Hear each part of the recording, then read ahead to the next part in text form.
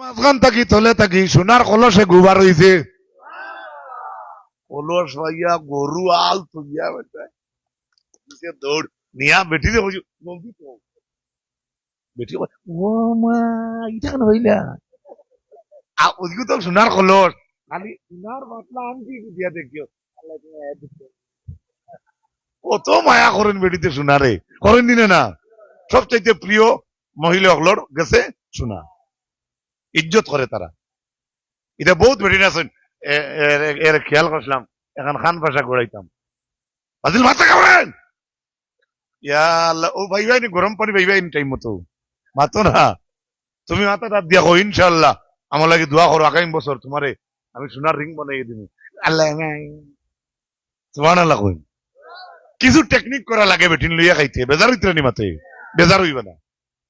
বিলকুল বেজার হইবে না আমার মাতো